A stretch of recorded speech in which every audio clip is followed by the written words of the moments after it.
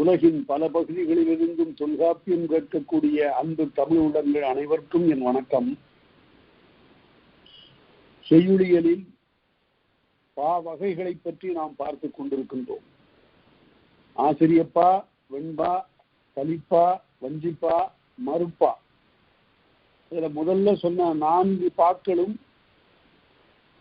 பலவாறாக பல நூல்களிலே பேசப்பெறுவன, காட்டப்பெறுவன. மறுப்பா என்பது ஆங்காங்கு யாப்பிலக்கணத்தில் எடுத்துக்காட்டாக காட்டப்பெறும். அதனை பற்றி விரிவாக இப்போது பார்ப்போம். அதனால இந்த 4 பாக்களை பற்றி சொல்லுகிற போது ஆசிரியப்பா என்பது ஈரடி நார்ச்சீர் அகவற்குரிய என்று சொல்லுவது போல, ஈரசை நார்ச்சீர் அகவற்குரிய என்று சொல்லுவது போல 2 அசையால் அமைகின்ற சீர்களை உடைய 4 சீர்களை கொண்ட அடியால் வருவது ஆசிரியப்பான்னு சொன்னார். அது நேரிசை ஆசிரியம், நிலைமண்டில ஆசிரியம், இணைக்குரல் ஆசிரியம், அடிமறி மண்டிலம் என்று ஆசிரியப்பா 4 வகைப்படும் என்று சொன்னார்.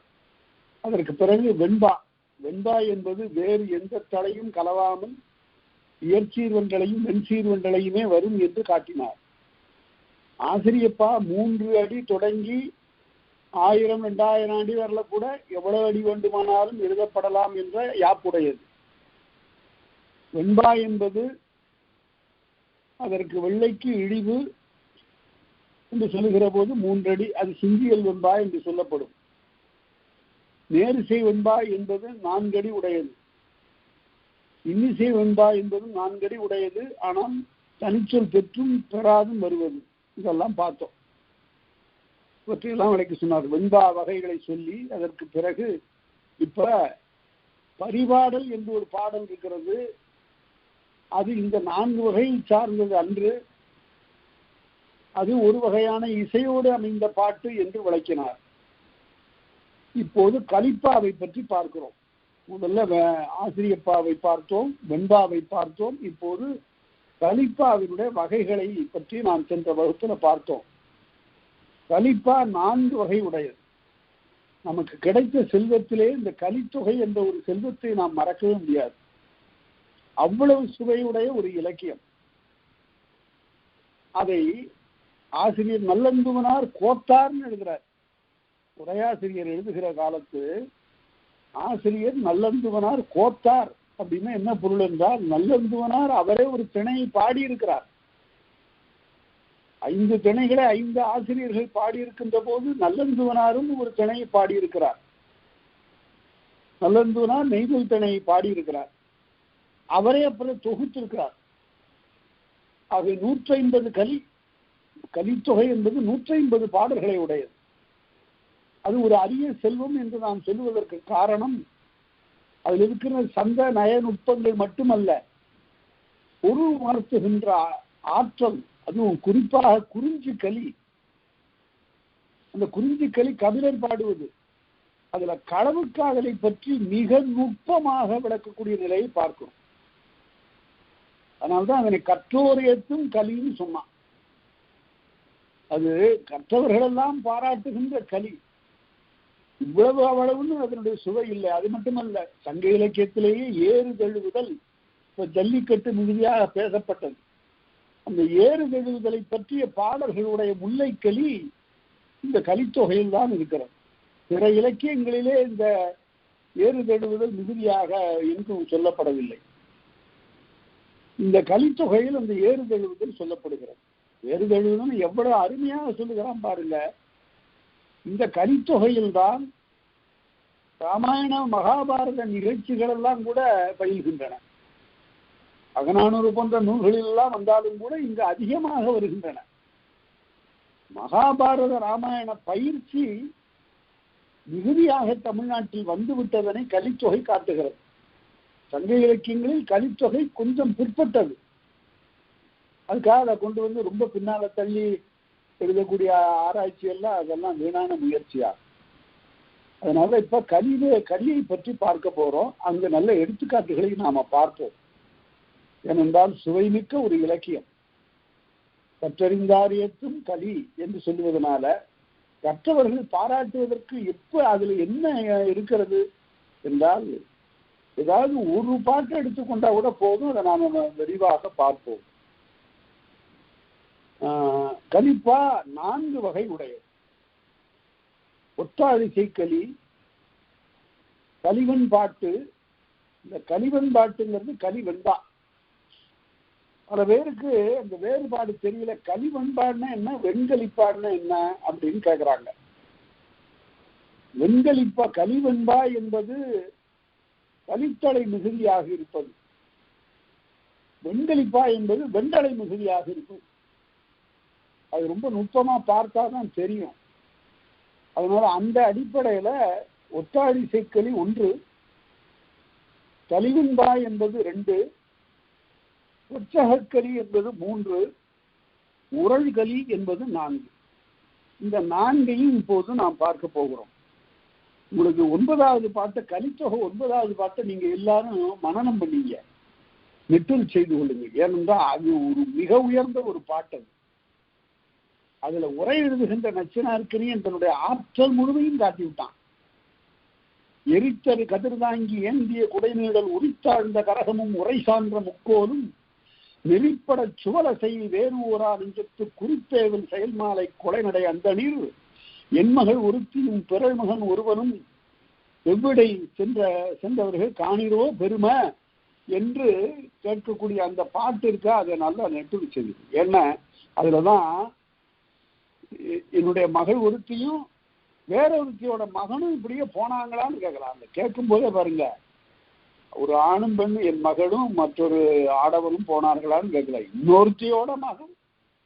அந்த ஆகாத நெஞ்சம், அந்த சினம் அங்க வெளிப்படுகிறது.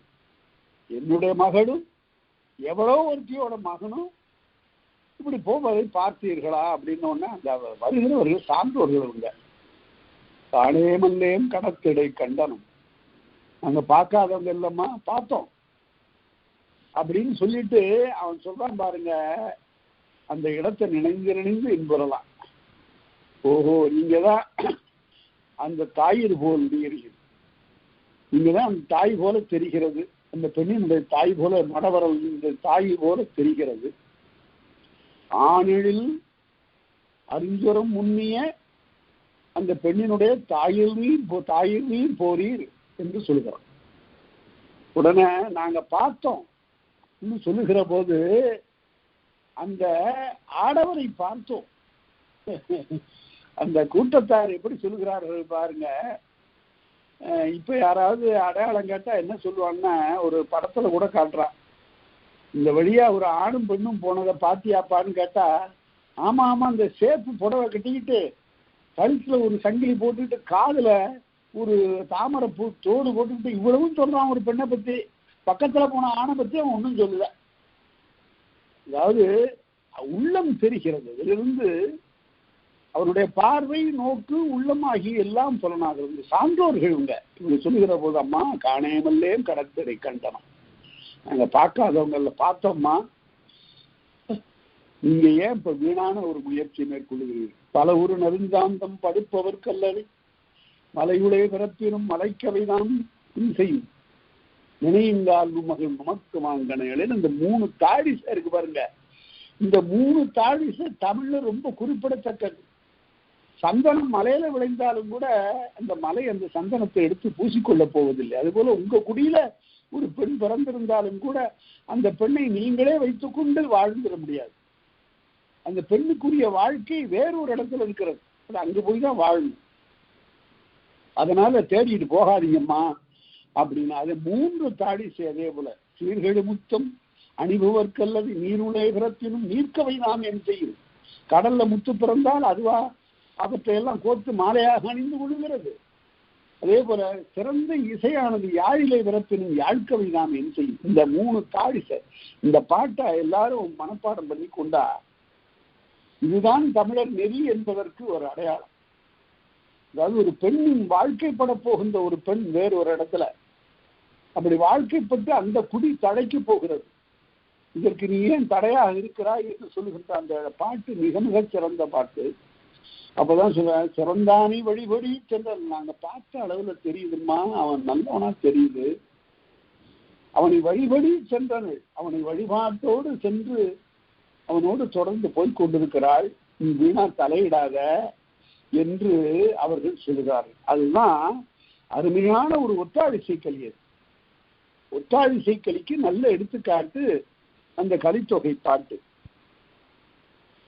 அந்த பாட்டை நம்ம பார்க்கிறோம். அடுத்தபடியாக கலிவன்பாட்டு என்பதற்கு துள்ளலோசையும் வெண்பாவிற்குரிய வெள்ளோசையும் கலந்து வருவது. அது வெண்பா போல ஈற்றடி முச்சீரால் முடியும். அதுதான் கலிவெண்பாவுக்கு முக்கியமான இலக்கணம். கடைசி அடி வெண்பா போல 3 சீரால் முடிய வேண்டும். ஏற்று முடித்தேன் இனிது அப்படின்னு முடியணும். அப்படி 3 சீரால் முடிவதற்கு பெயர் தான் கலிவெண்பா. அடுத்தது அது நல்ல எடுத்துக்காட்டு வேண்டும் என்ற கலிவெண்பாவுக்கு பாருங்க, 20 நூற்றாண்டு 25 நூற்றாண்டுகளில் பார்த்தீங்கன்னா புலமை ஆறு அது போய்கொண்டுதான் இருக்கிறது. பல பேர் அதுல அந்த ஆத்துல குளிக்கிறதே இல்லை. இப்ப எல்லாம் டவல் பாத்து எடுத்துடுறான். அதனால ஓடுகிற ஆற்றுல குளிக்கிறது போல பெருகி கிடக்கக்கூடிய இலக்கிய பேராற்றுல குளிக்கக்கூடியவர்களை முழுகி முழுகி இன்பம் காணக்கூடியவர்களை நாம் இப்ப காண தவறிவிட்டோம். இந்த இலக்கியம் படிக்கின்ற பழக்கம், இலக்கியத்துல ஆழ்ந்து ஆராய்ச்சி செய்கிற பழக்கம் வர வர குறைந்து போய்விட்டது. எதற்காக சொல்லுகிறேன் என்றால், கலிவெண்பாவுக்கு ஒரு எடுத்துக்காட்டு வேணும் அப்படின்னா கலித்தொகையிலிருந்து எடுத்துக்காட்டு சொல்லுவார்கள். அது மட்டுமா, காலந்தோறும் கலிவெண்பா வரவில்லையா?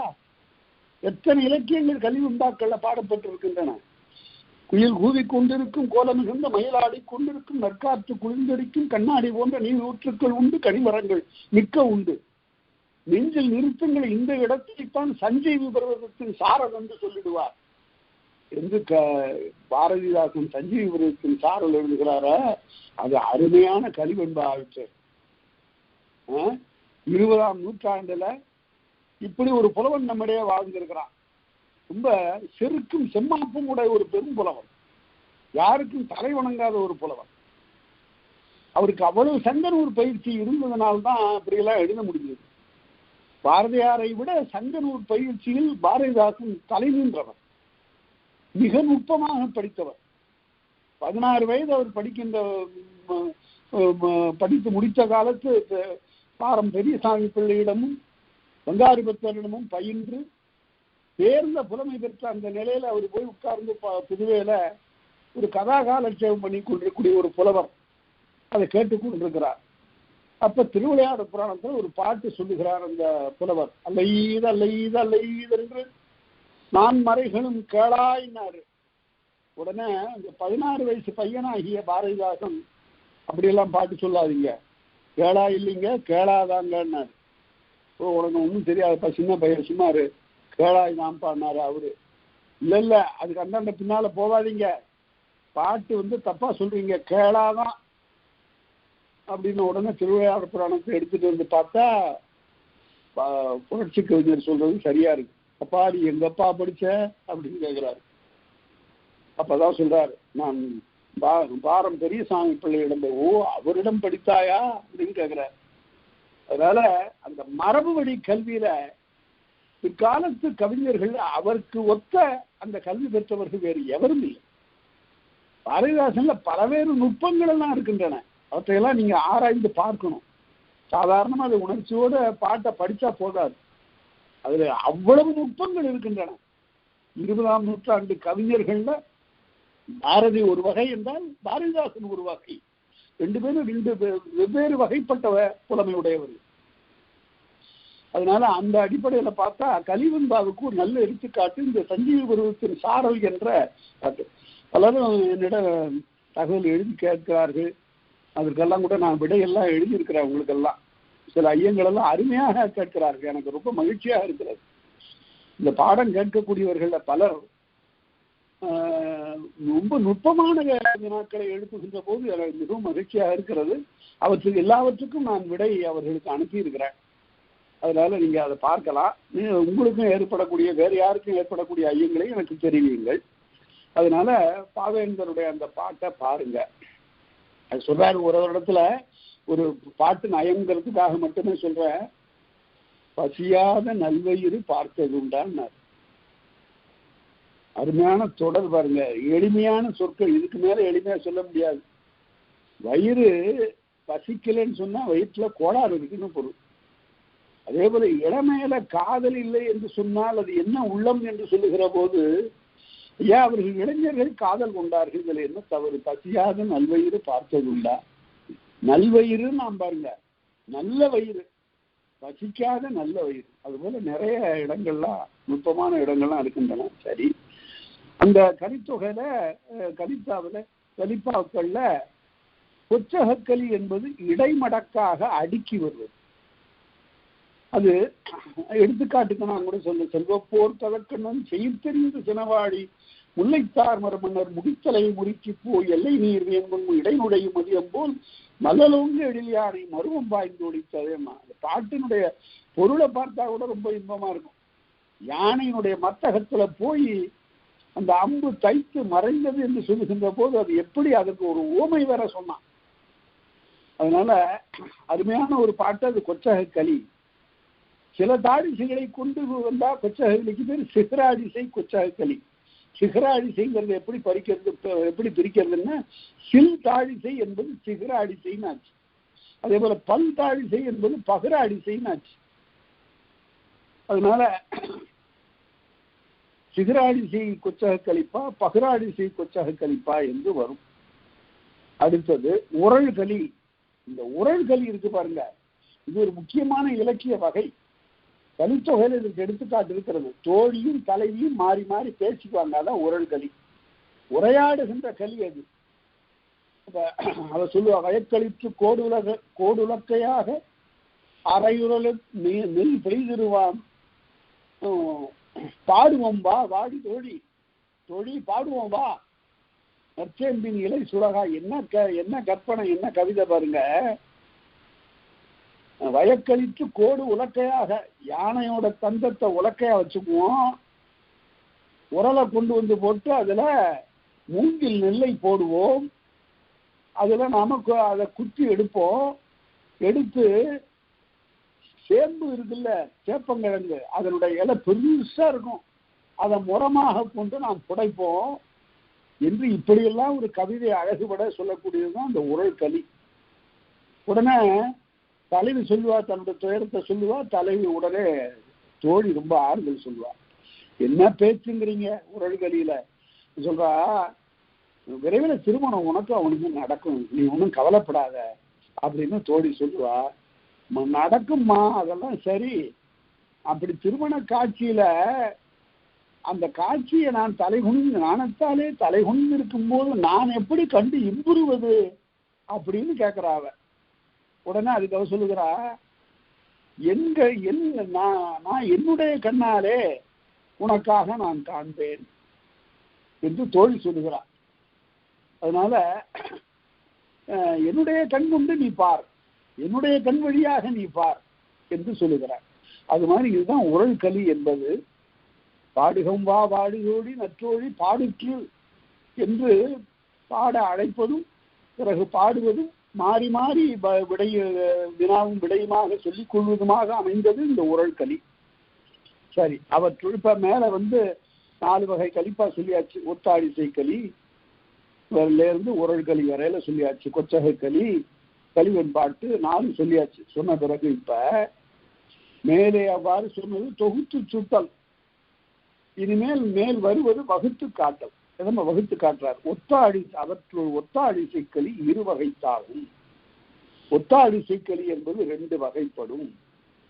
அதுல முதல் வகையை பற்றி சொல்ல போறார். இடைநிலைப்பாட்டோடு, இடைநிலைப்பாட்டுன்னு தாழிசை என்று பொருள். இந்த தாழிசை என்பது ஒரு வகையான பாவினம். தாழிசை, துறை, விருத்தம், இந்த 3 பிற்காலத்துல ரொம்ப செல்வாக்கு பெற்ற பாடல்களா போய்விட்டார. அதுலயும் விருத்தம் ரொம்ப மிகுதியாக பலராலும் பாடப்பெற்றது. இந்த விருத்தம் இருக்கிற முதல்ல இந்த விருத்தத்துல ஒரு பெரிய காப்பியம் எழுதிய ஆசிரியர் யார் என்று கேட்டா, சிந்தாமணி பாடிய திருத்தக்கதேவர். 5000 திருவிருத்தங்களாக அவர் பாடினார். அதை பற்றி சொல்லுகிற முதலடியை தேனாக்கி அடுத்தடுத்து முளைக்கின்ற தொடரடியை அமுதமாக்கி விதவிதமாய் சந்தனைய நட்புண்டாக்கி இதயமதை இறைவன்பால் வைத்தான் இதயமதை இறைவன்பால் வைத்தான் இந்த சிந்தாமணி நூல் இயற்றாளானான் என்று கவிஞர் சுரதா சொல்லுவார்.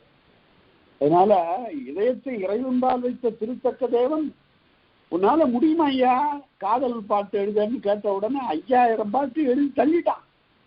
அதுதான் சிந்தாமணி. சிந்தாமணி சிறந்த ஒரு காதல் நூல். அதற்கு மனநூல் என்ற ஒரு பெயரும் உண்டு. சிந்தாமணியெல்லாம் யாரும் படிக்கிறது இல்லை.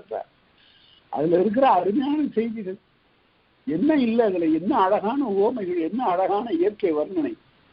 அதனால அந்த சிந்தாமணி விருத்தத்துல தோன்றியது.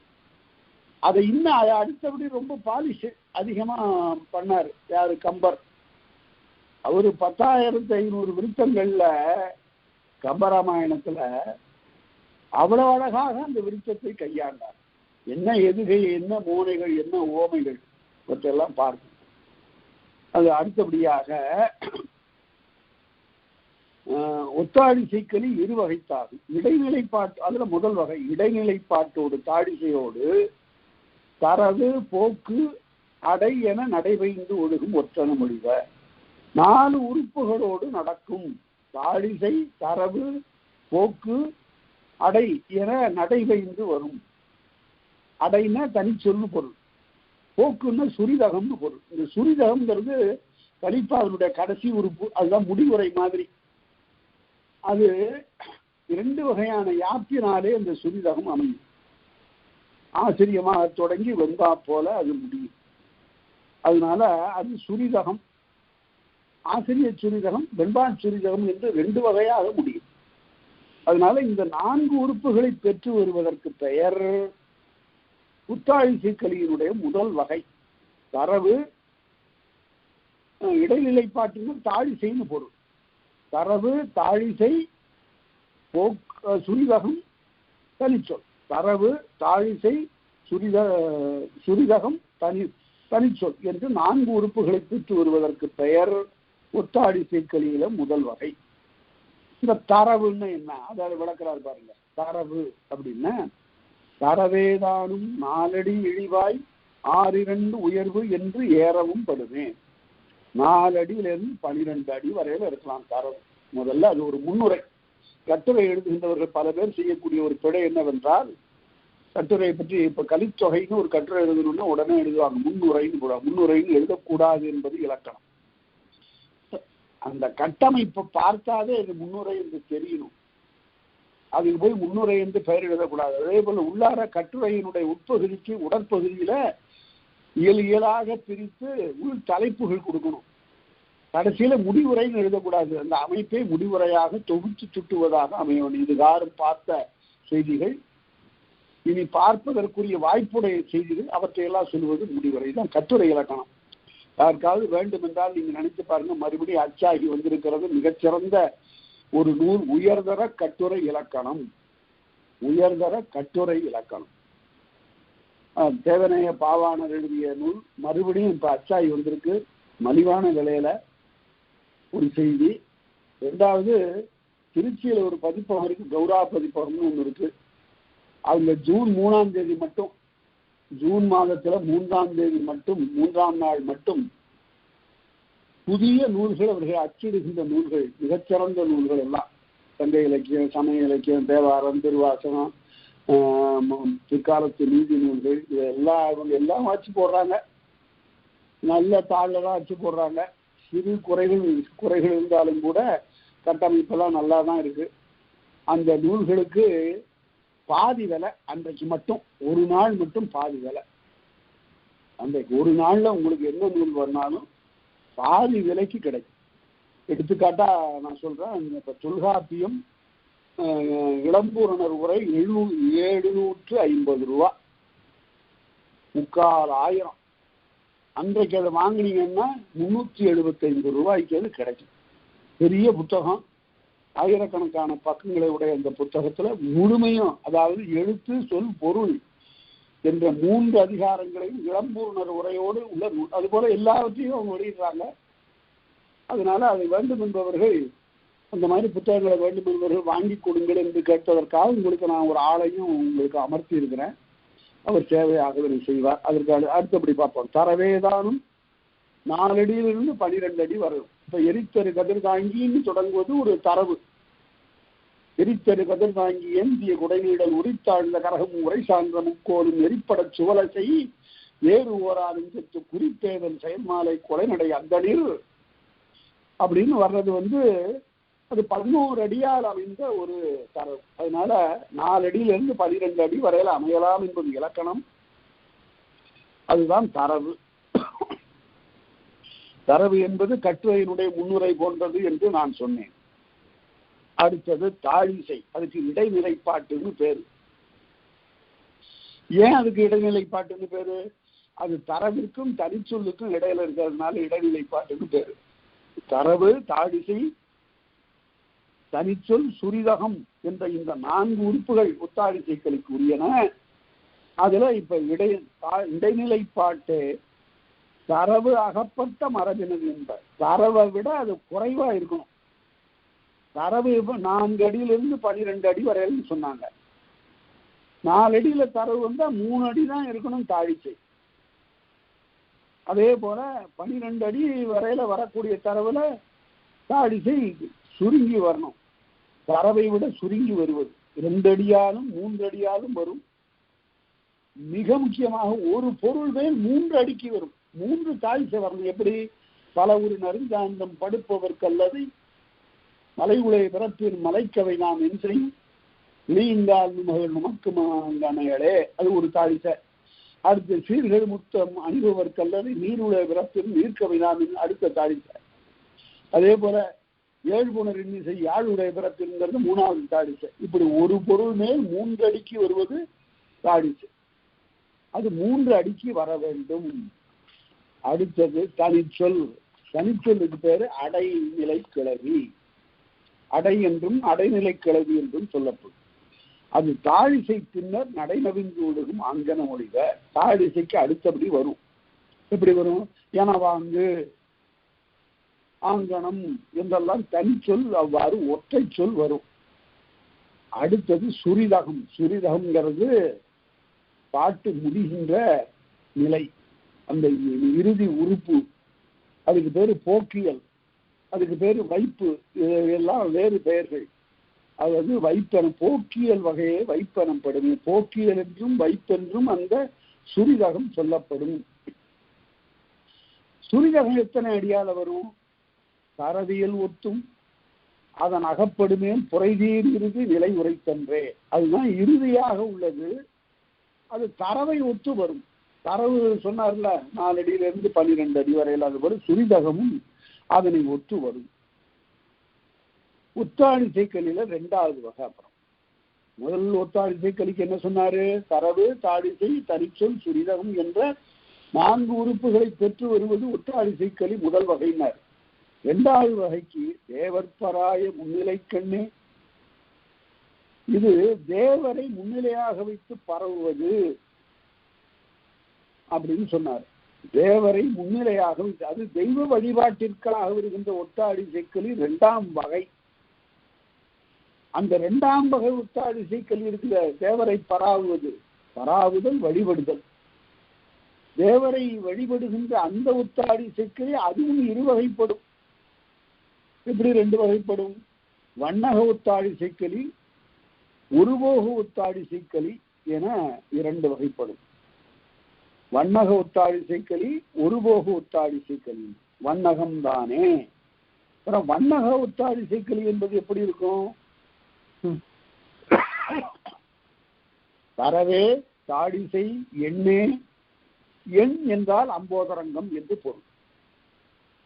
தரவே, தாழிசை, எண்ணே, வாரம் என்று, வாரம்னு சுரிதகம்.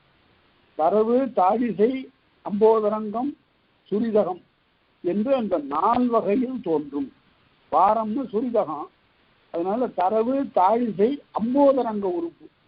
இந்த அம்போதரங்க உறுப்புன்னு என்ன அப்படின்னு கேட்டா, மிக சிறிய சீர்களாலே அமையக்கூடிய, பலவாக அமையக்கூடிய உறுப்புக்கு பேர் அம்போதரம். கரைசார உருகாலை குறுகி வருகின்ற நீர் அலை போல அப்படி மெல்ல 10, 8, 6, 4, 2 என்று அப்படி சுருக்கி வருவதற்கு பெயர் அம்போதரங்கம். இந்த 4 உறுப்புகளை பெற்று வருவதற்கு வண்ணக ஒத்தாடி செய்கலி, வண்ணகம்னாவே அம்போதரங்கம்னு பொருள். வண்ணக ஒத்தாடி செய்கலி என்று அதற்கு பெயர். அது எடுத்துக்காட்டுல வண்ணக ஒத்தாடி செய்கலிக்கெல்லாம் அருமையான எடுத்துக்காட்டுகள் எல்லாம் இருக்கின்றன.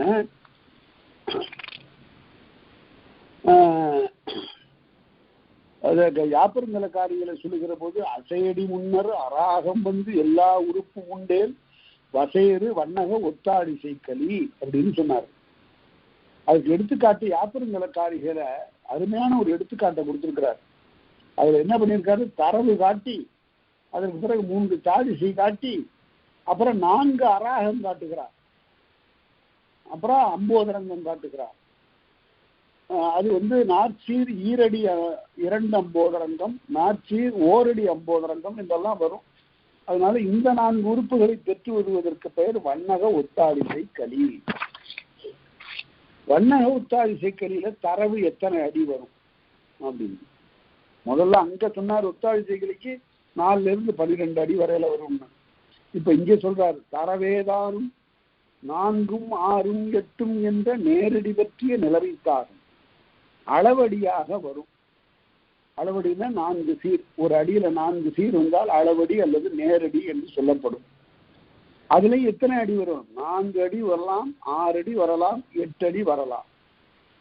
முதல் வகையான ஒத்தாடிசை களி 4 அடியிலிருந்து 12 அடி வரையில வரும்னு சொன்னாரு. அது எத்தனை 4ல இருந்து 12க்குள்ளார எவ்வளவு வேணாலும் வரலாம்.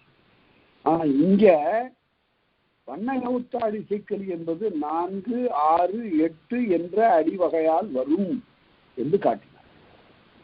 தாழிசை என்பது ஒத்து 3ஆகும் ஒத்தாடிசை. இங்கேயும் 3 தாழிசை ஒரு பொருள் மேல் அடுக்கி வரும்.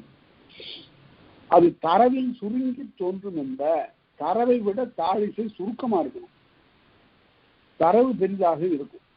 அடுத்து அடக்கியல் என்று சுரிதம், பாட்டு அதோடு அடக்கி விடுகிறார்கள். அதுதான் இறுதி உறுப்பு. அடக்கியல் வாரம் தரவோடு ஒக்கும். வாரம்னா அளவு, அடக்கிய சுரிதகத்தினுடைய அளவு தரவு போன்றது, தரவு போல இருக்கும் என்று சொன்னார். அடுத்தது எண் என்று சொல்லப்படுகின்ற அம்போதரங்கம். அந்த அம்போதரங்கம் முதல் தொடை பெருகி சுருங்குமன் எண்ணே. முதலில் தொடுத்த உறுப்பு பெருகி வர வர குறைந்து வரும் என்று சொல்லுகிறார். எப்படி வரும்? முதல்ல பெரிதாக 4 சீர்ல வரும், அப்புறம் 2 சீர்ல வரும், அப்புறம் 1 சீர்ல வரும். அவ்வாறெல்லாம் வருவது அம்போதரங்கம் என்று சொல்லப்படும். 2 அடி கொண்ட அம்போதரங்கம் 2, 1 அடி கொண்ட அம்போதரங்கம் 4, அப்புறம் 3 சீர் கொண்ட சிந்தடியால் வருகின்ற அம்போதரங்கம் 8, அப்புறம் 2 சீர் கொண்ட குரலடியால் வருகின்ற அம்போதரங்கம் 16 என்றெல்லாம் வர வர வர வர குறைந்து வரக்கூடிய அடிகளை உடையது அம்போதரங்கம். அதுக்கு எண் என்றும் பெயர். எண் இடை ஒழிதல் ஏதமின்று. இந்த அம்போதரங்கம் வராமலும் இருக்கலாம். இடை ஒழிதல் ஏதமின்று, அது குற்றம் இல்லை. அம்போதரங்கு இல்லாமலும் எழுதலாம். சின்னம் அல்லா காலையான தனிச்சொல் இல்லாத இடத்து அம்போதரங்கும் இல்லையாக போகலாம் என்று ஓரோ ஒன்று குறைந்து வரலாம் என்று சொல்லுகிறார். அடுத்தது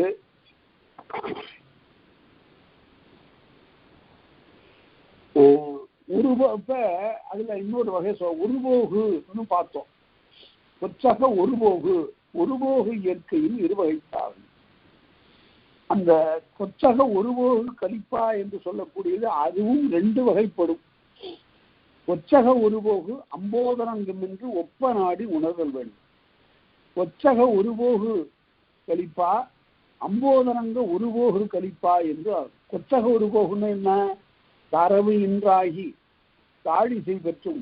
தரவு இல்லாம தாழிசையிலே தொடங்கலாம், தரவு இல்லாமல் தாழிசையிலே தொடங்கலாம். சில பேர் கட்டுரை எழுதும் போது நேரா நான் செய்திக்கு வந்துடுறேன் என்று சொல்லிவிட்டு முன்னுரை இல்லாமல் கட்டுரை எழுதுறது மாதிரி இருக்கும். அது மாதிரி தரவு இன்றாகி தாழிசை பெற்றும், தாழிசை இன்றி தரவு உடைத்தாகியும். தாழிசை இல்லாம தரவு மட்டும் வரலாம். எண்ணிடையிட்டு சின்னம் குன்றியும் தனிச்சொல் இல்லாமலும் வரலாம். அடக்கியலின்றி அடிநிமிர்ந்து ஒழுகியும் சுரிதகம் இல்லாமல் பல அடிகளால் அமைந்து யாப்பினும் பொருளினும் வேறுபாடுடையது கொச்சக ஒருபோகு ஆகுகின்ற. கொச்சக ஒருபோகு என்பதற்குல சில உறுப்புகள் பெற்று வந்தால் போதும். தரவு இருக்கலாம், இல்லாமல் இருக்கலாம், தாழிசை இருக்கலாம், இல்லாமல் இருக்கலாம், தனிச்சொல் இருக்கலாம், இல்லாமல் இருக்கலாம் என்றவாறு ஒரு உரிமையுடையதாக வருவதுதான் கொச்சக ஒருபோகு என்று காட்டினார். கொச்சக ஒருபோகு அளவு எப்படி? ஒருபான் சிறுமை. ஒருபான் என்றால் ஒரு 10 அடி சிறுமை, இரட்டி அதன் உயர்வு 20 அடி அதனுடைய பெருமை. கொச்சக ஒருபோகுக்கு 10 அடி சிறுமை, 20 அடி பெருமை என்று சொன்னார். இதுல அம்போதரங்க ஒருபோகின் அழகு. கொச்சக ஒருபோகு பற்றி பார்த்தோம். இப்ப அம்போதரங்க ஒருபோகு பற்றி பார்க்கிறோம். அம்போதரங்கம் 60 அடித்தே, அது 60 அடி வரையில வரலாம். அம்போதரங்க ஒத்தாழி சிக்கலி அம்போதரங்க ஒருபோகு என்பது 60 அடியாக செம்பால் வாரம் சிறுமைக்கு எல்லை. அதுல செம்பால் பாதி சிறுமைக்கு இல்லை. 30 அடி தொடங்கி 60 அடி வரையில வரலாம். அதுல உரையாசிரியர் 15 அடி வரையில கூட வரலாம்னு சொல்றாரு. அதனால அம்போதரங்க ஒருபோகு என்பது 60 அடி பெருமையை உடையது என்று சொன்னார். அடுத்து அம்போதரங்கத்தினுடைய உறுப்பு பற்றி சொல்லுகிறார். அம்போதரங்க ஒருபோகுக்கு உறுப்பு எப்படி அமையும் என்று காட்டுகிறார்.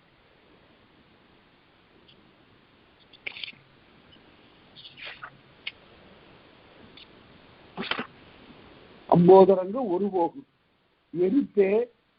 எருத்தென தரவு, கொச்சகம், அராகம், சிற்றன்,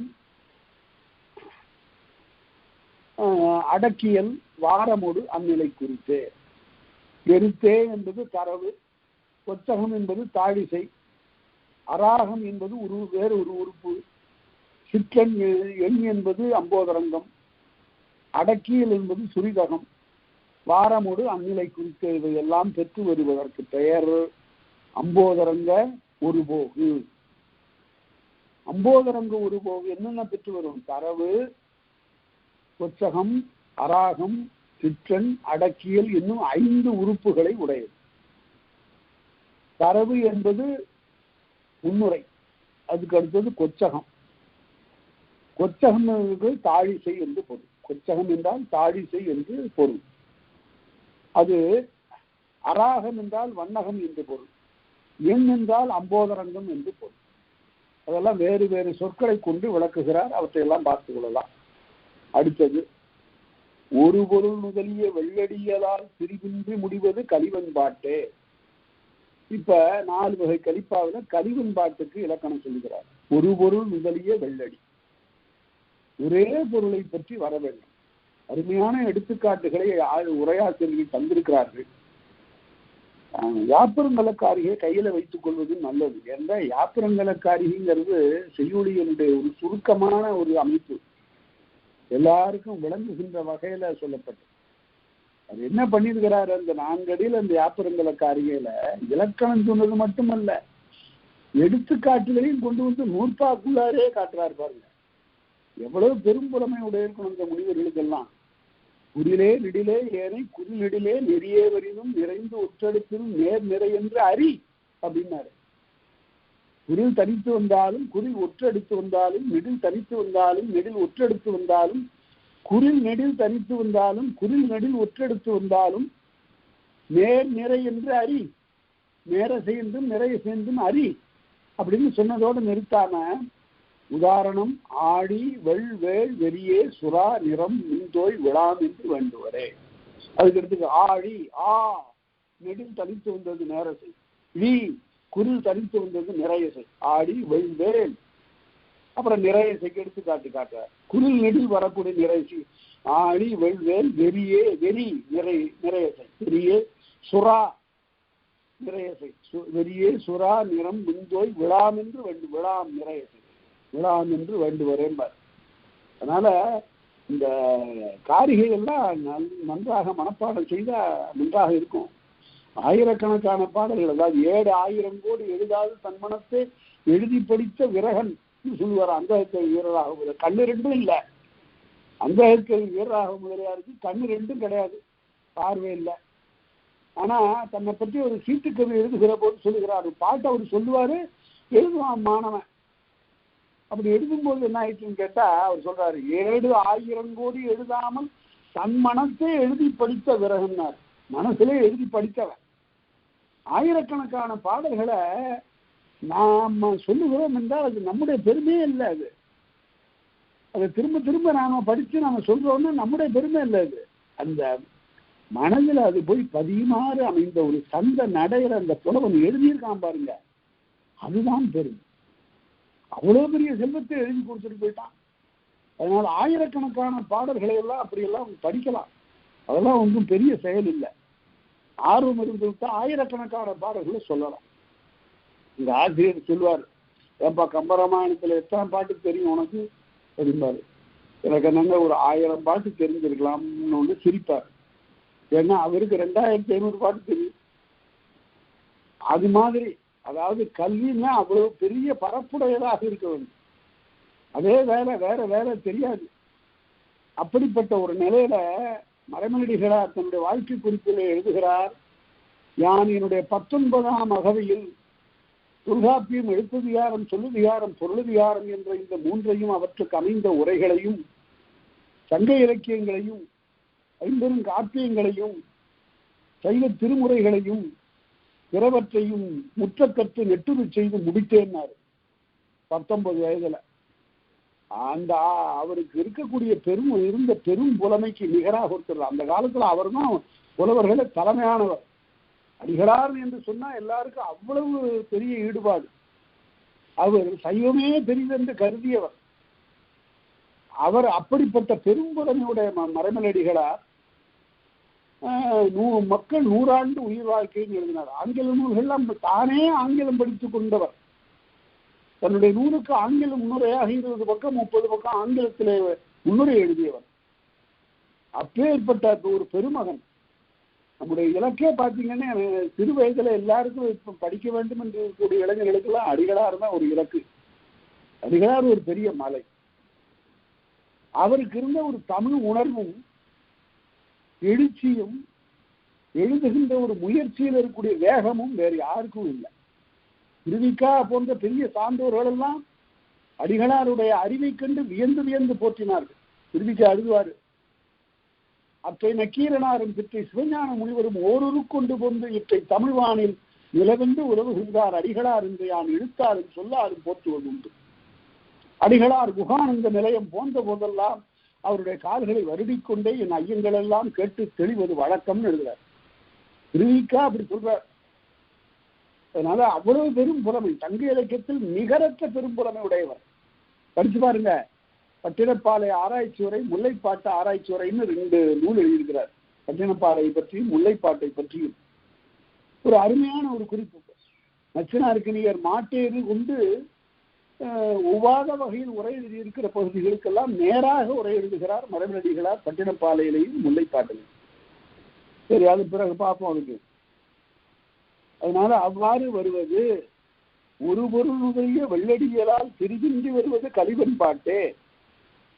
இந்த கலிவெண்பாட்டு என்றும் வெண்களிப்பா என்று 2 ஒன்று என்று எழுதினார்கள். 2 ஒன்று இல்ல, வேறுபாடு இருக்கிறது. இதுல கலித்தலை மிகுதியாக இருக்கும், அதுல வெண்தலை மிகுதியாக இருக்கும். அடுத்தது கொச்சக கலிப்பா. தரவும் போக்கும், போக்குன்னு சுருதகம், தரவும் போக்கும் இடையிடை மிடைந்தும் 5 அடுக்கியும் 6 பெற்றும் வெண்பாயலான் வெளிப்பட தோன்றும் பாலினை வகையை கொச்சகக்கலி என நூல்நவில் புலவர் நுகர்ந்து அறிந்தனரே.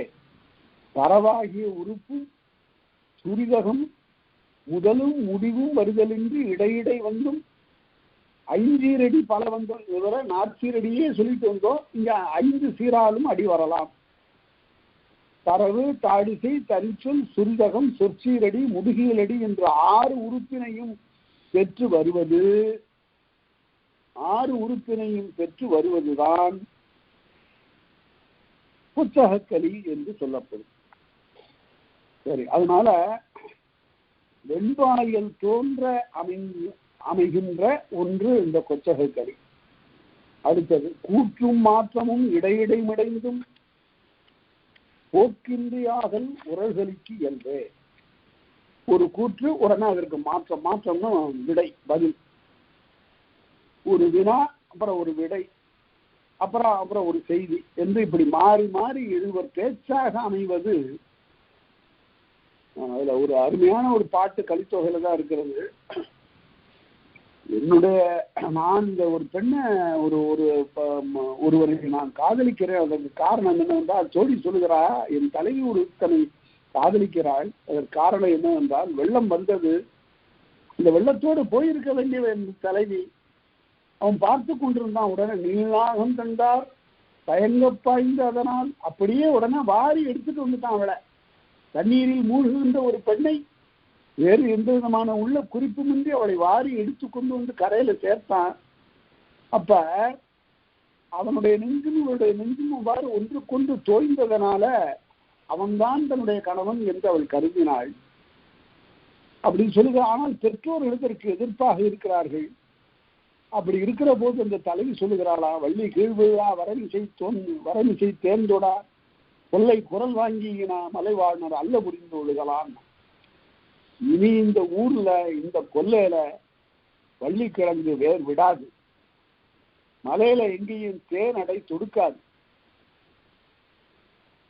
கம்பு கதிர் வைக்காது, எந்த இயற்கை நிகழ்ச்சிகளும் சரியா நடக்காது. ஒரு எளிய ஒரு பெண்ணினுடைய காதலை, உண்மையான காதலை ஏற்றுக்கொள்ளாத இந்த வையத்தில், இந்த உலகத்தில், இந்த ஊரில் இயற்கை தன்னுடைய கடமையை செய்யாது, பயிர் விளையாது, தேனடை துடுக்காது என்று அவள் பேசுகிறார். உடனே அதற்கு தோழி உடனே விடை சொல்லுவார். இவ்வாறு கூற்றும் மாற்றமுமாக வருவதற்கு பெயர் உரல் களி என்று சொல்லப்படும். சரி, இப்ப இது வரையில எல்லாவற்றையும் சொல்லிவிட்டு அளவியல், அளவுன்னா எவ்வளவு பாட்டினுடைய அளவு எப்படி இருக்கும் அப்படின்னு. ஆசிரிய பாட்டின் அளவிற்கு எல்லை 1000 ஆகும், 1000 அடி. அதை தாண்டி போயிட்டாரு நம்முடைய வள்ளற் பெருமான். 1000 அடி வரையில பண்ண, 1000 அடி என்னையா அதுக்கு மேலையும் பாடுறேன்னு சொல்லி பாடிட்டார். ஆசிரிய பாட்டின் அளவிற்கு எல்லை 1000 ஆகும், இடிவு 3 அடியே, குறைந்தது 3 அடி. அந்த குறைந்த 3 அடிக்கு நான் எடுத்துக்காட்டு சொன்னேன். உத்த வேங்கை வியன் சினையேறி மயிலினம் அகவும் நாடன் மண்ணுதற்கொடுக்கி மனத்தகத்தோனை. அருமையான ஒரு பாட்டு. பருவம் வந்து விட்டது, வேங்கை பூத்து விட்டது, பெண்ணை திருமணம் செய்து கொடுத்தாக வேண்டும். அந்த வேங்கை மரம் ஓங்கி உயர்ந்த மலையில் இருந்து பார்த்தா எங்கு பார்த்தாலும் தெரிகிறது. அதுபோல இவருடைய காதல் எல்லாருக்கும் விளங்கிவிடும், இனி ஊரலர் தோன்றும், ஆகவே விரைவில் திருமணம் நடக்க வேண்டும் என்று சொல்லுவதுதான் அந்த பாட்டு. பூத்த வேங்கை வியன் சினையேறி. அது மட்டுமல்ல, வேங்கை பூத்தது பார்த்தாதான் தெரியும் இல்ல, மயில் என்ன செய்கிறது, உச்சி கிளையில உட்கார்ந்து அதை அகவுகிறது, பார்த்தாயா வேங்கை பூத்து போய்விட்டது என்று சொல்லி, என்று இவ்வாறு இயற்கையினை கோலம் செய்யக்கூடிய ஒரு பாட்டாக அது அமைகிறது. அதனால அந்த பாட்டு மிகச்சிறந்தது. வள்ளலார் அவர் ஒரு மிகப்பெரிய ஞானி. அவருடைய அந்த அகவல் இருக்குத, அது பெரிய இறையன்பினுடைய கொள்கலம். அது இறைவனை ஒரு புதிய நோக்கில பார்த்தவர். அவரு ஒருவாறு அழைத்து வாடி வடலூர் வடதிசைக்கே வந்தார் பெறலாம். என்ன சொல்றாரு பாருங்க, சிதம்பரத்துல போய் வழிபாடு செய்வதற்கு தடையாகிவிட்டது. அங்கு சாதி சமயமெல்லாம் வந்து உள்ளே புகுந்து விட்டார். உயர்ந்த சாதியினருக்குத்தான் சிறந்த வழிபாடு என்ற நிலை தோன்றிவிட்ட காலத்தில் வள்ளற் பெருமான் இனி இங்கே இருந்து வழிபடுவது என்பது தகாது. அவரே எழுதுகிறார், கரியா எழுதுகிற போது, இருக்க ரத்தன முதலியாருக்கு எழுதுகிற போது, இனி நாம் சிதம்பரத்திற்கு சென்று வழிபாடு செய்வதற்கு உரியதாக அவ்விடம் இல்லை, ஆயின் இது கரிகால வண்ணம் என்று சொல்லிவிட்டு வடலூர் என்ற ஒரு பொட்டலான ஒரு இடத்துல போய் ஒரு விளக்கை ஏற்றி வச்சுட்டு வருவார் அழைத்து வாடி வடலூர் வடதிசைக்கு என்னாரு. தோழியை பார்த்து சொல்றாராம், தலைவியாக இருந்து பாடுகிறார். வருவார் அழைத்து வாடி. என்ன சொல்றாரு இந்த பாட்டுல? அங்க என்ன இடுக்குல நடனம் ஆடுறது, சின்ன இடம், இங்க வா, பெரிய வெளி, பெரிய வெளியாக பறந்திருக்கூடிய இந்த இடத்துல இறைவன் ஆடுவான், வா, இந்த விளக்கிலே காணலாம், வா என்று அழைக்கிறார் அந்த ஞானி. அதனால அவருடைய சாதனை மிக மிக பெரியது. 6000 பாட்டு பாடுறதுன்னா பாட்டு ஒவ்வொன்றும் எப்படி இருக்கிறது அப்படி பாடியவர். சரி, அந்த இப்ப ஆசிரியப்பா அதற்கு அடி 1000 அடியில இருந்து 3 அடி வரலன்னு சொல்லியாச்சு. அடுத்தது வெண்பா. வெண்பா எழுதுவதற்கு நான் சொல்லியிருக்கிறேன். இப்ப அடுத்த வகுப்புல சில வெண்பாக்களை எடுத்துக்காட்டுகளுக்காக கொடுக்குறேன். அதுக்கு முன்னாடி எல்லாருக்கும் தெரிந்த ஒரு வெண்பாவை மனசுல வச்சிருந்த பாலும் தெளிதேனும் பாகும் பருப்பும் இவை நாளும் கலந்து உனக்கு நான் தருவேன் கோலம் செய் துங்க கரிமுகத்து தூமணியே நீ எனக்கு சங்கத்தமிழ் மூன்றும் தாய். இது பிற்காலத்து ஔவையார் பாடிய பாட்டு வெண்பா.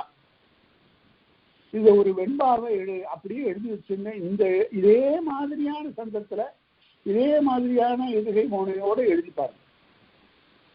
வெண்பா எழுதுவதற்கு இதுதான் ஒரு பயிற்சி களம், சரியான ஒரு எடுத்துக்காட்டு. அதுதான், அதை வைத்து கொண்டு பார்க்கலாம். அதே போல பிற்காலத்து தனிப்பாடல் திரட்டில் இருக்கக்கூடிய பல வெண்பாக்களை நாம் எடுத்துக்கொள்ளணும். இட்டையா லட்சணமே ஏமனும் படியே அதை கூட நான் எடுத்துக்காட்டு சொல்லியிருக்கிறேன். அதுபோல வசைப்பாடல்கள் கூட இருக்கின்றன. அவற்றில் இலக்கணம் சரியாகத்தான் அமைந்திருக்கிறது. அத்தகைய பாடல்களை எல்லாம் எடுத்துக்கொள்ளலாம். நெடுவெண்பாட்டே முன்னான்கடித்தே வெண்பாவிற்கு 12 அடி எல்லை. அது என்ன? கலிவெண்பாதான் அப்படி வரும். குறுவெண்பாட்டிற்கு அளவு 7 சீரே. குரல் வெண்பாவாக இருந்தால் 7 சீரால் அமையும். அகர முதல எழுத்தெல்லாம் ஆதிபவன் முதற்றே உலகு 7 சீரில் அடங்கி போச்சு. அகர முதல எழுத்தல் அந்த பாட்டுல திருக்குறளை பற்றி திருக்குறளை படிக்கின்ற போது மட்டும் நீங்க தெரிந்து கொள்ள வேண்டும். அதுல எத்தனை தொடர் வருகிறதுன்னு பார்க்கணும். ஒரு திருக்குறள்ல எத்தனை தொடர் வருகிறது? அகர முதல எழுத்தெல்லாம் ஒரு தொடர், ஆதிபகவன் முதற்றே உலகுங்கிறது இன்னொரு தொடர். ரெண்டுக்கு நடுவுல என்ன மறைஞ்சிருக்கிறதுன்னா அது போலன்னு அர்த்தம். அது போலங்கிறது ஒரு சொல். அகர முதல எழுத்தெல்லாம் எழுத்துக்கள் எல்லாம் அகரத்தை முதலாக உடையன. அதுபோல உலகம் ஆதிபகவனை முதலாக உடையது அப்படின்னு சில சமயத்துல ஒரே தொடர்ல முடிச்சுவார்.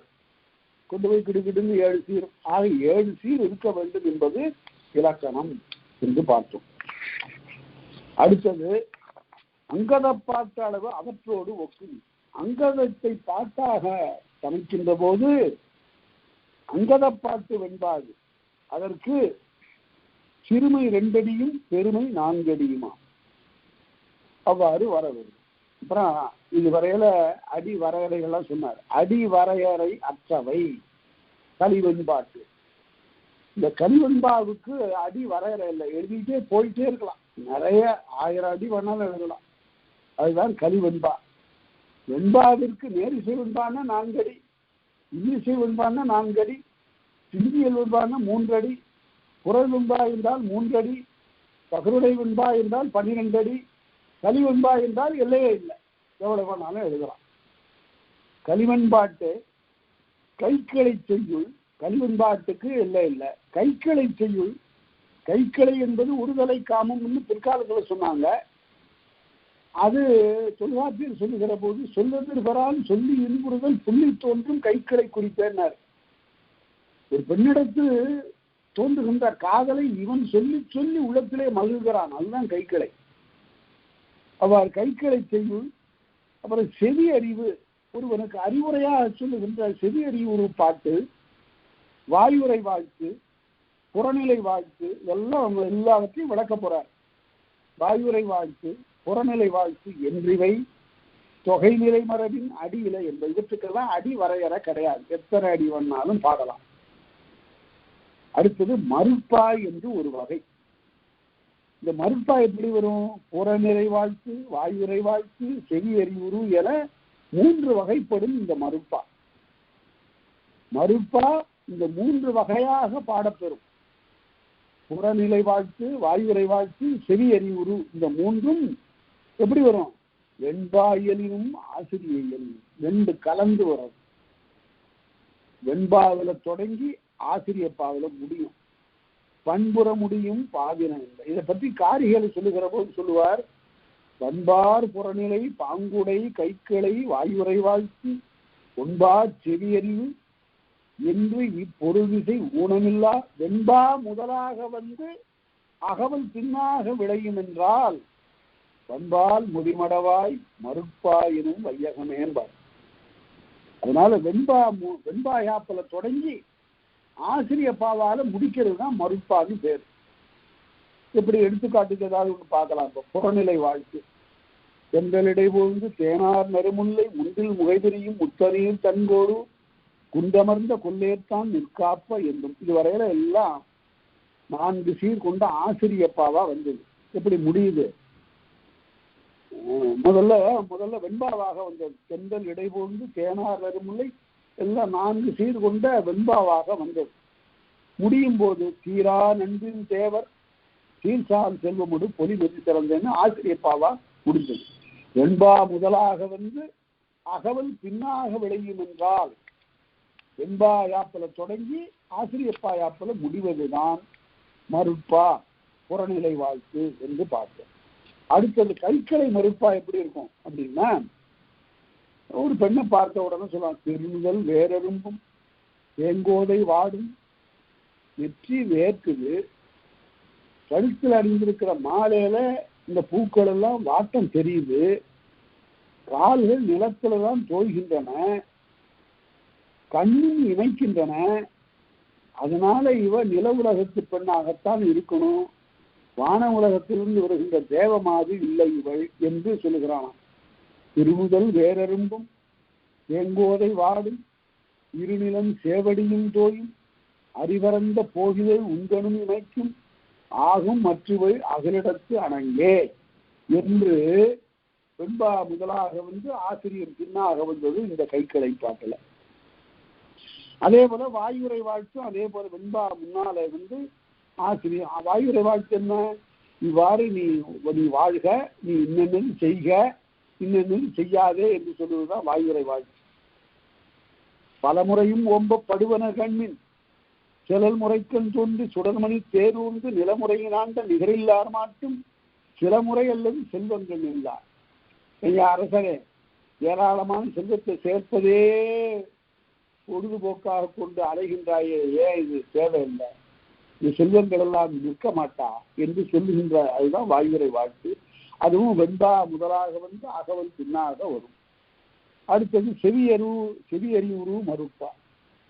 நல்ல எடுத்துக்காட்டு மதுரை காஞ்சி.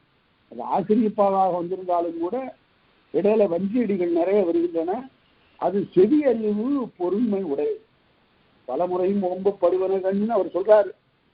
அந்த புலவர் வந்து தலையாலங்கானத்து திருவந்து நெடுஞ்செழியனுக்கு சொல்லுகிறார், போரே வாழ்க்கை என்று இருக்கிறாயப்பா, அதை விட்டுட்டு உன்னுடைய முன்னோர் வழியில அறம் செய், நல்லது நினை, உயர்ந்த பொருளிடத்து சிந்தனையை செலுத்துக என்று சொல்லுவார். அடுத்தது பரிபாடல். பரிபாடலை வந்து 4 வகையான பாக்கள்ல ஒன்றாக அவர் சொல்லலை. ஆசிரியப்பா, வெண்பா, கலிப்பா, வஞ்சிப்பா என்று சொல்லக்கூடிய 4 வகை பாக்களில் ஒன்றாக பரிபாடல்ல சொல்லலை. பரிபாடலே 450 உயர்படியாகும். 400 அடி வரலாம். 4 250 4 பெருக்கல் 250ன்னா 400 அடி ஆச்சு. 400 அடி உயர்வாகவும் அதற்கு பிறகு இழிவு 5 ஆகும். 25 அடி, குறைஞ்சது 25 அடி பரிபாடல். நம்ம கிடைத்திருக்கிற பரிபாடல் ஒரு அருமையான இலக்கியம். அதுல இந்த பன்னாராய்ச்சி சுந்தரேசனார் அந்த பரிபாடலை பாடணும். என்ன பரிபாடல் இசையோட பாடப்பட வேண்டிய பாட்டு. அந்த பாட்டு எழுதியவன் ஒருத்தன், அதற்கு இசை அமைத்தவன் ஒருத்தன். என்ன ஆயிடுச்சு, சில பேர் தானே இசையும் அமைத்திருக்கிறார்கள். அந்த பாட்டுல என்ன சிறப்புன்னு கேட்டீங்கன்னா, ஒரு மயில் அழகாக ஆடுகிற போது அதை பார்த்த ஒரு காதலன் எப்பொழுதும் என்ன சொல்லுவான்னா, மயில் போல நீ ஆடுகிறாயேன்னு தானே சொல்லுவான்.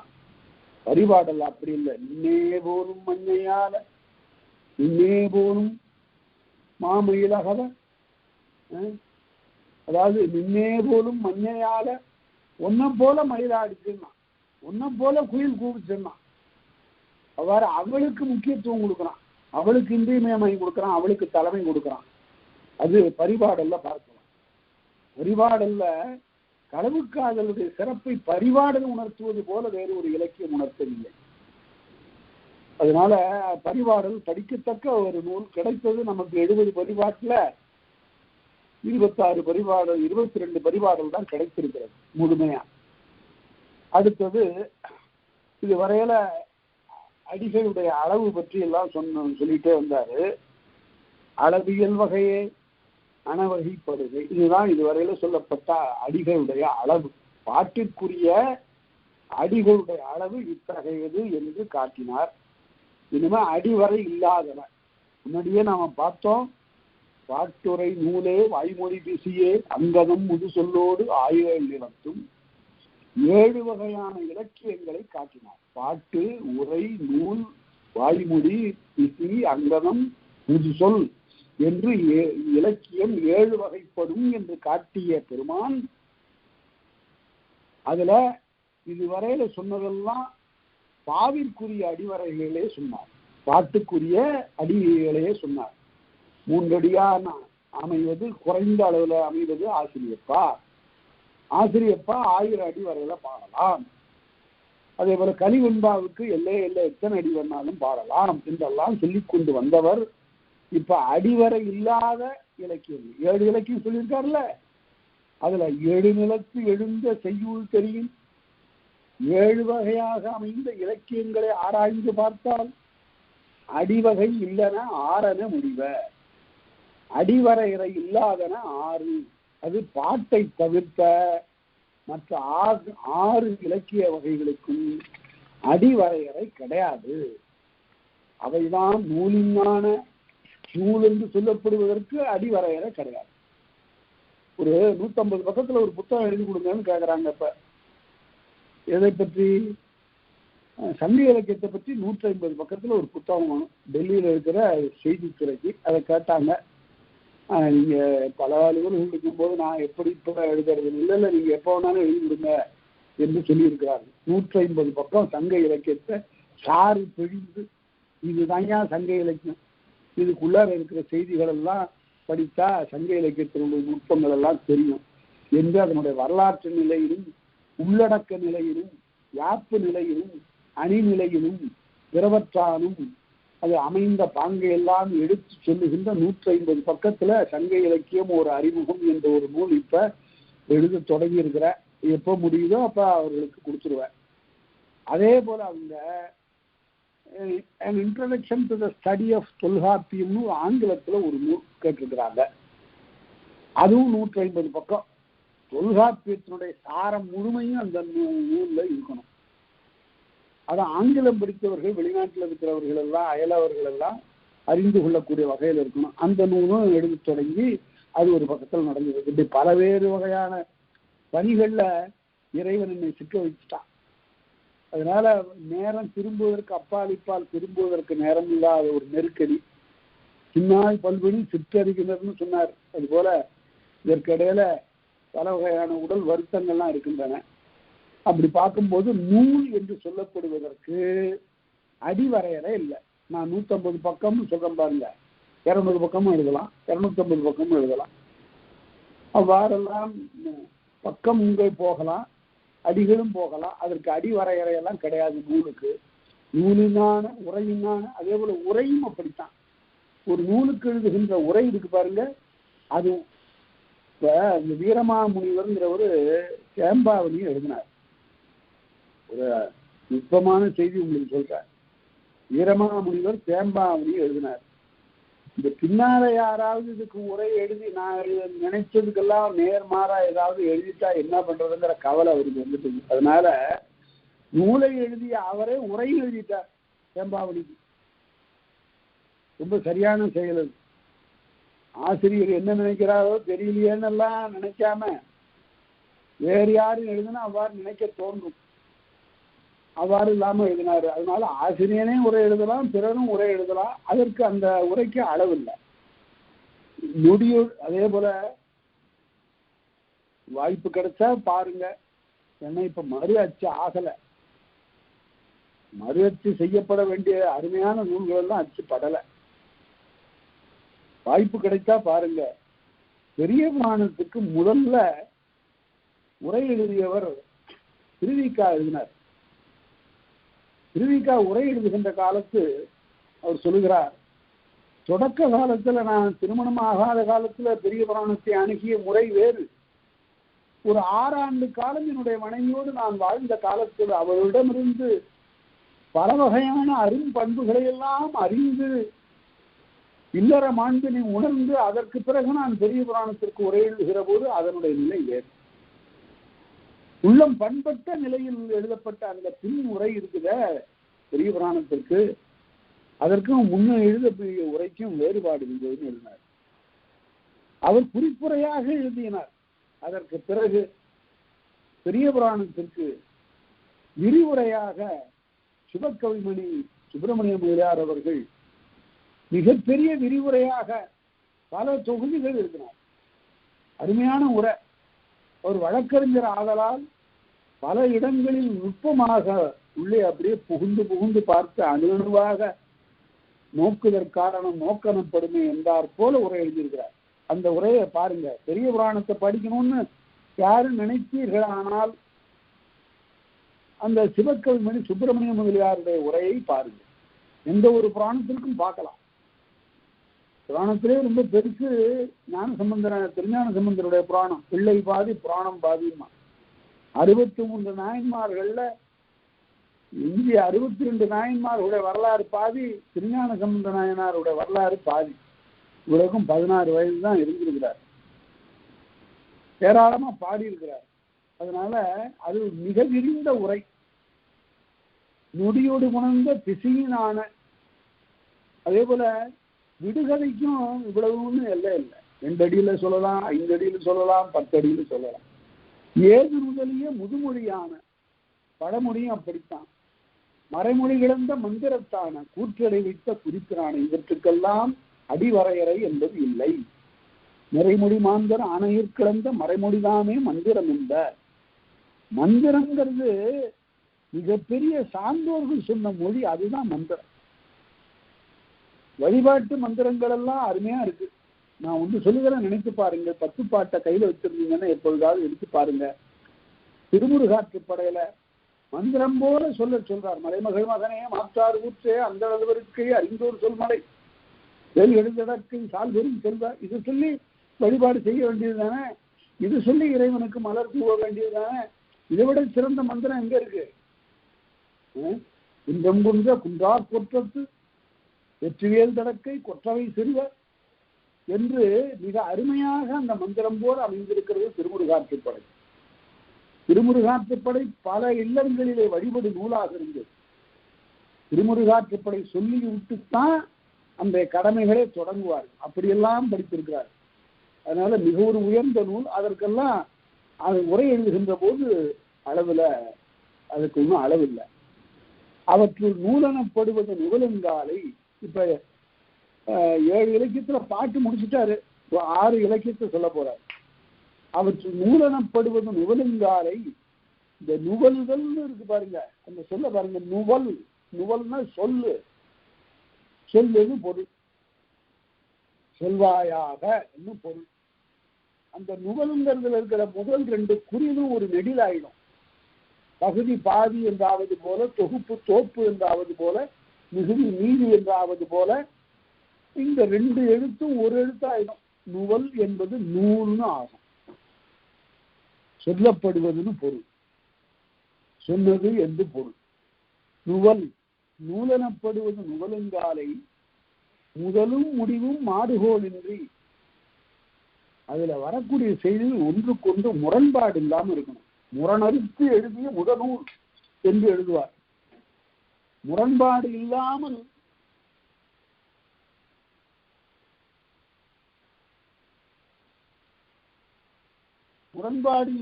நூல் அமைந்திருக்க வேண்டும் என்பது இலக்கணம்.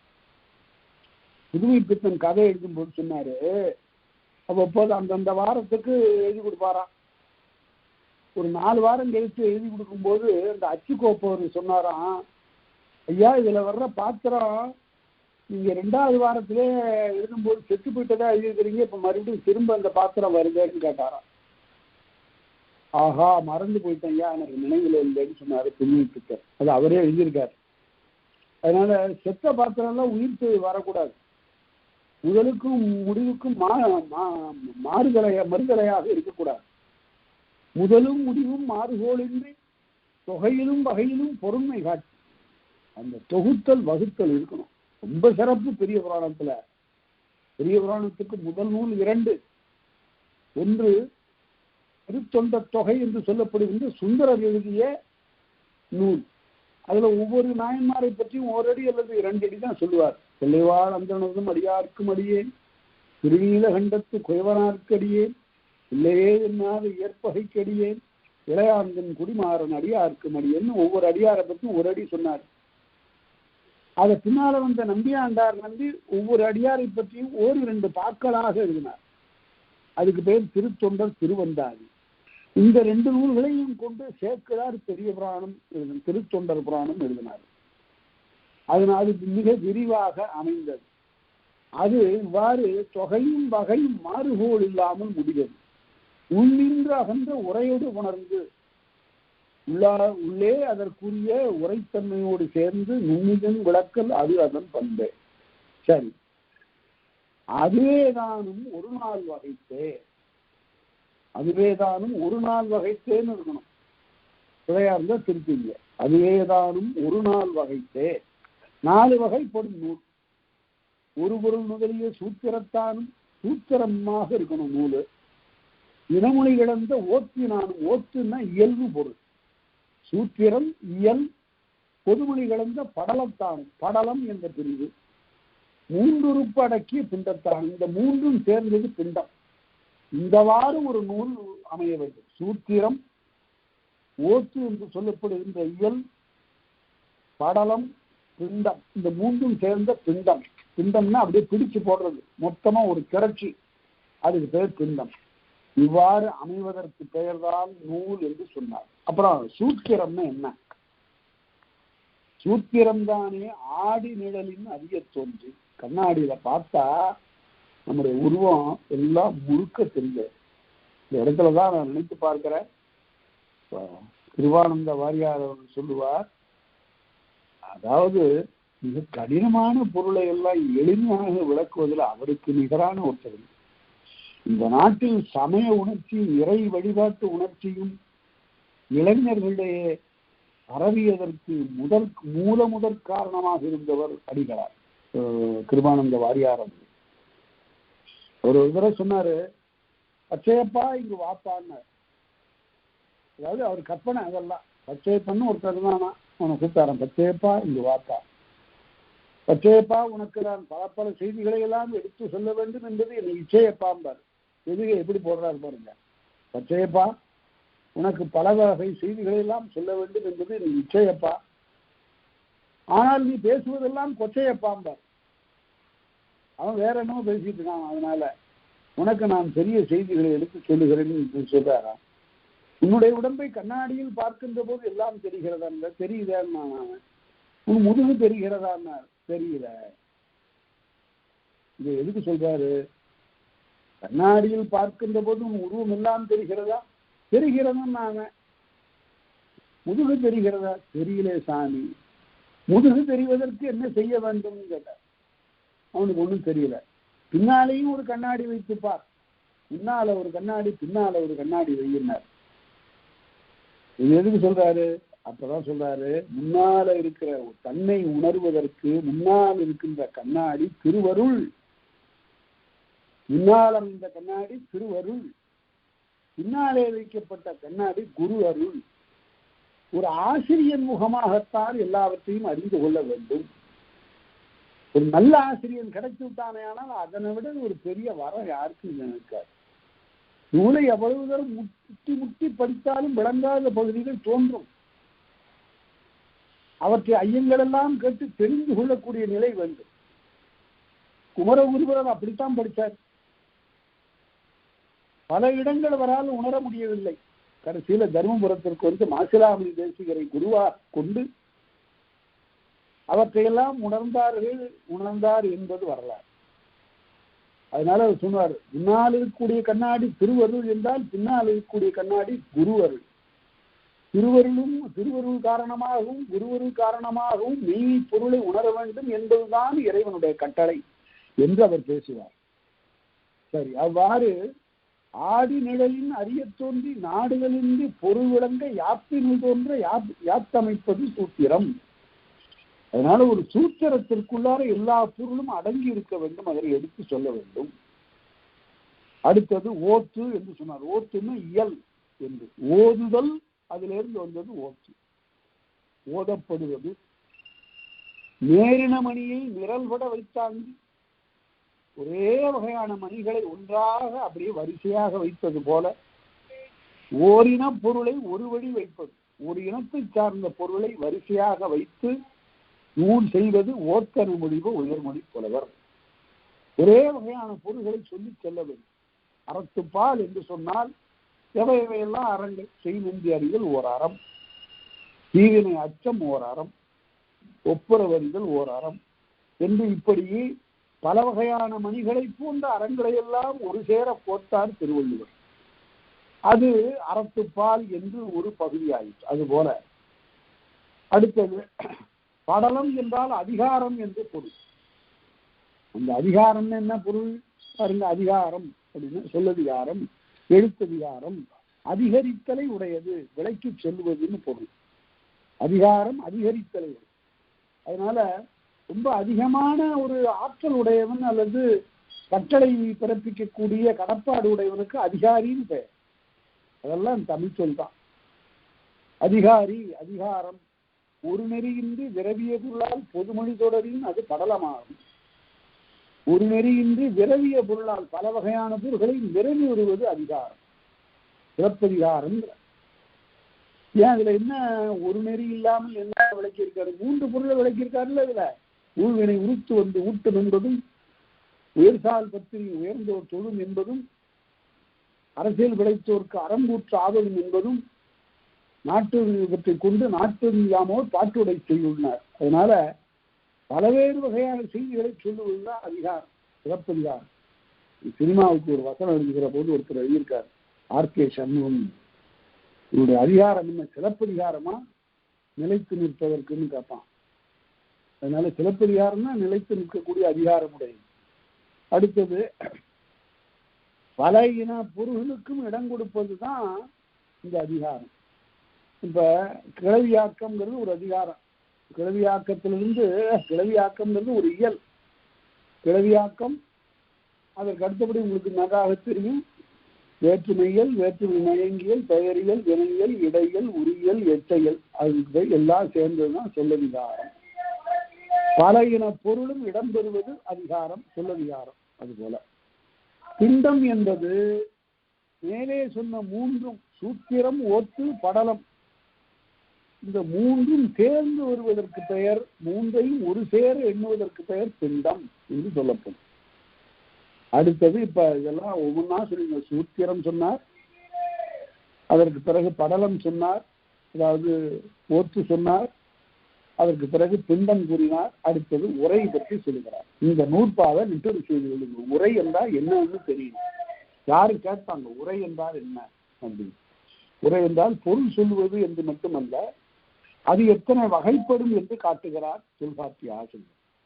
பாட்டிடை வைத்த குறிப்பினானும், பாவிந்தெழுந்த கிளவியானும், பொருள்மரபில்லா பொய்மொழியானும், பொருளோடு குணர்ந்த நகைமொழியானும், உரை வகை நடையே 4 என மொழிவ. உரைநடை வகை 4 வகைப்படும்.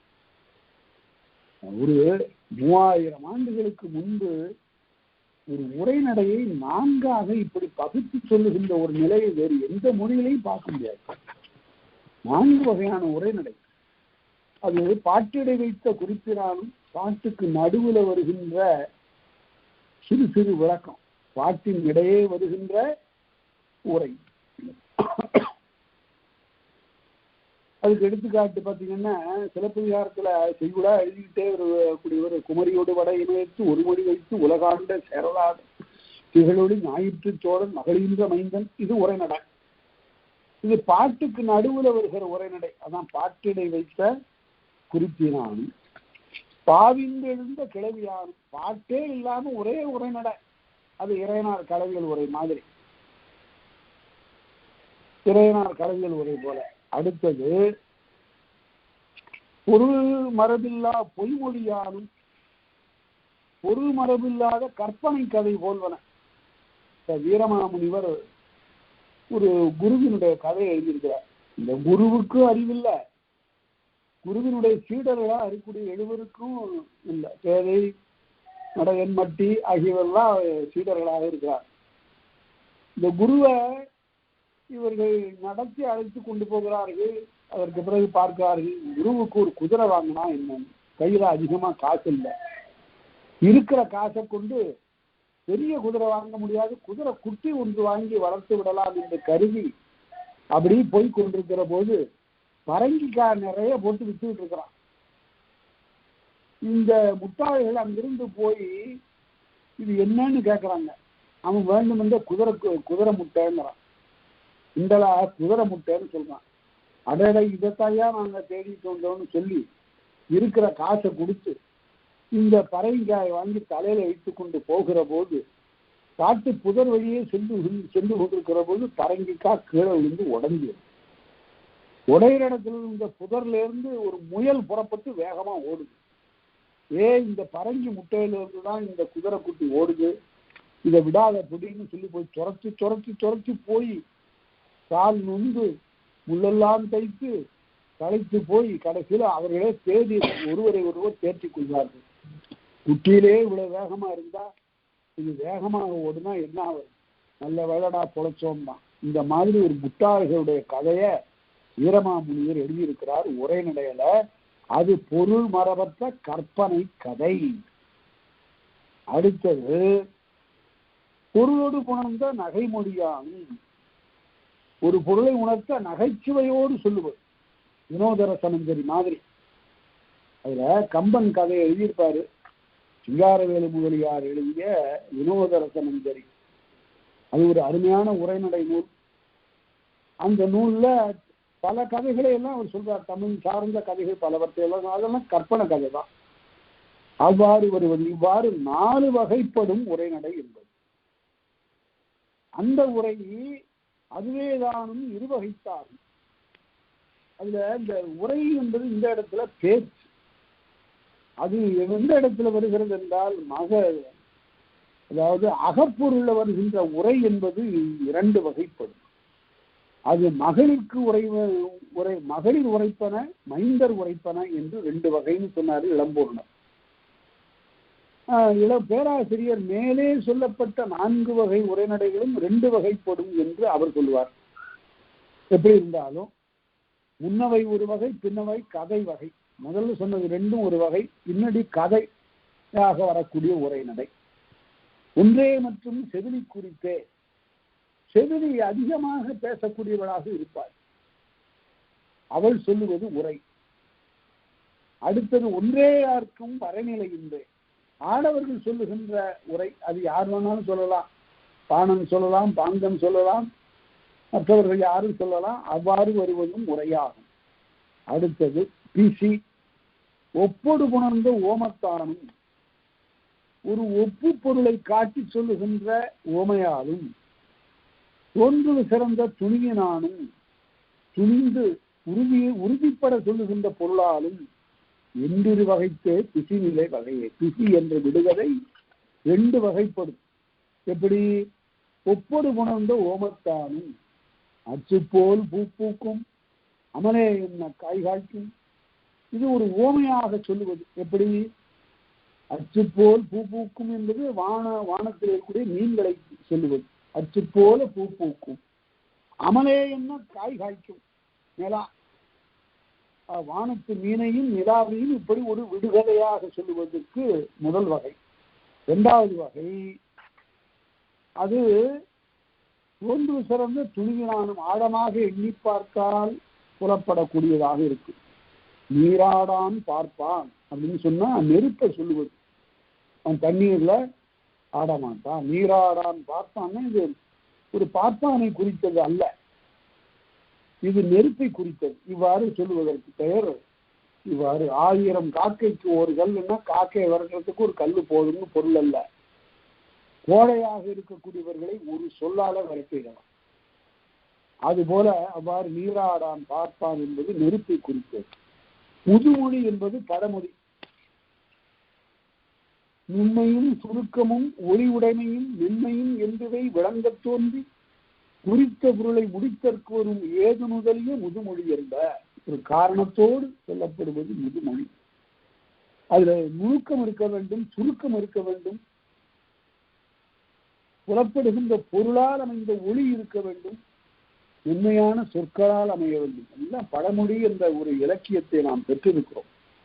முந்துரையரையனார் எழுதிய பழமொழி ஈடு இணையற்ற ஒரு இலக்கியம். அதுல பல நாம் வழக்கில் இருக்கக்கூடிய பல பழமொழிகளையும் எடுத்து அதில் கையாண்டு வெண்பாவாக தந்திருக்கிறார். அப்ப இதுதான் முதுமொழி என்பது. காற்றுள்ள போதே தூற்றிக்கொள் என்றால் உனக்கு சரியான காலம் வருகிற போது காலம் அறிதல்னு பொருள். திருக்குறள்ல காலம் அறிதல் சொல்லுவதெல்லாம் காற்றுள்ள போதே தூற்றிக்கொள் என்று மிக சுருக்கமாக முதுமொழியில் சொல்லப்பட்டது. அடுத்தது மந்திரம். நிறைமொழி மாந்தர் ஆணையிற்கிழந்த மறைமொழிதானே மந்திரம் என்ப. அருமையாக உரையா சென்று எழுதுவாங்க. எது மந்திரம்? கைமணி எழுதுவார்.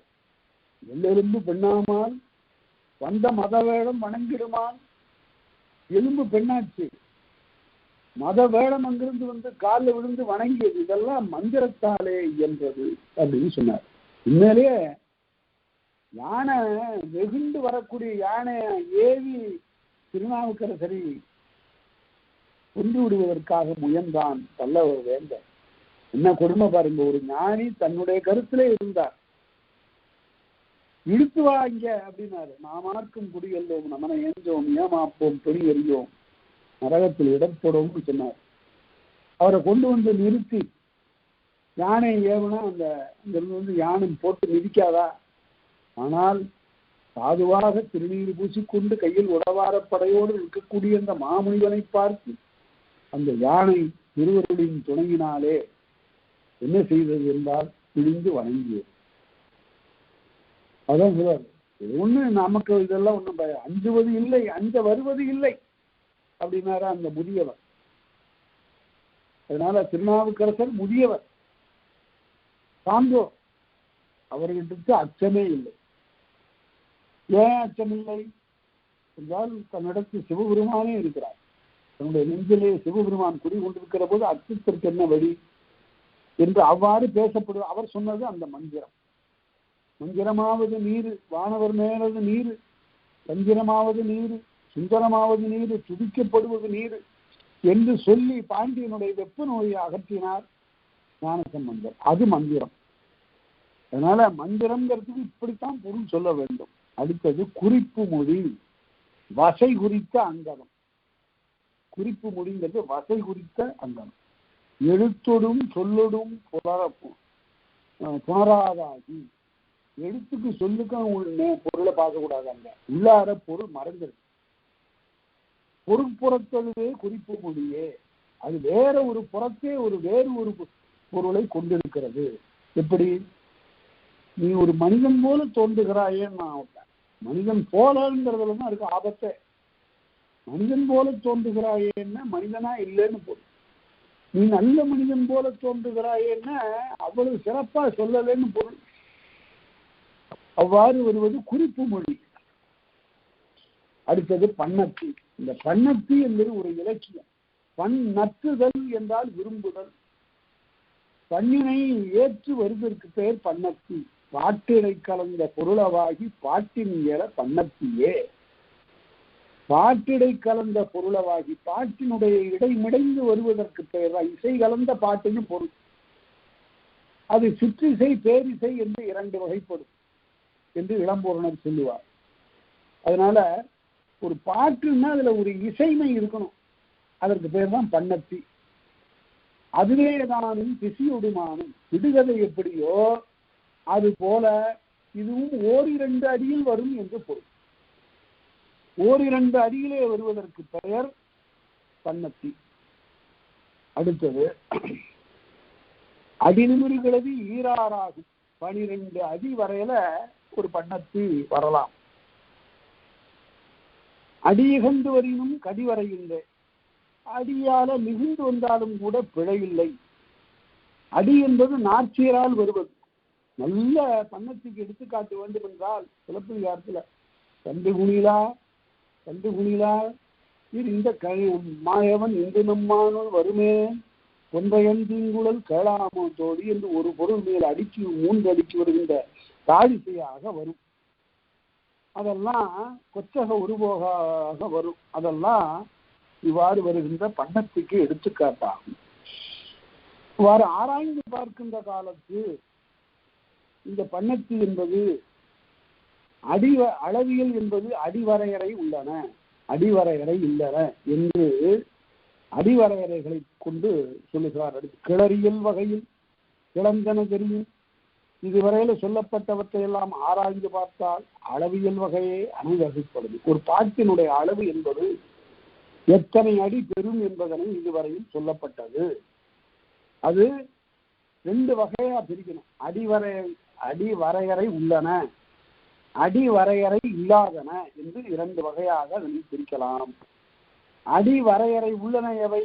ஆசிரியம், வெண்பா, வஞ்சிப்பா, கலிப்பா, தாழிசை, துறை, விருத்தம் ஆகியன எல்லாம் அடிவரையறை உடையன. அடிவரையறை இல்லாதன எவை? நூல், உரை ஆகியவையெல்லாம் அடிவரையறை இல்லாதன என்று பார்க்க. அதனால இதுவரையில சொல்லப்பட்டதெல்லாம் ஒரு 4 வகையான பாக்களுக்குரிய இலக்கணத்தையும் 4 வகையான பாக்களினுடைய வகைகளையும் மிக நுட்பமாக காட்டி அமைத்தார். அடுத்தபடி இன்றியமையாத ஒரு பகுதி திணை என்பதனை வருகின்ற வகுப்பிலே பார்க்கலாம். கேட்ட அனைவருக்கும் என்னுடைய உளமார்ந்த நன்றி கூறி விடைபெறுகிறேன். நன்றி, வணக்கம்.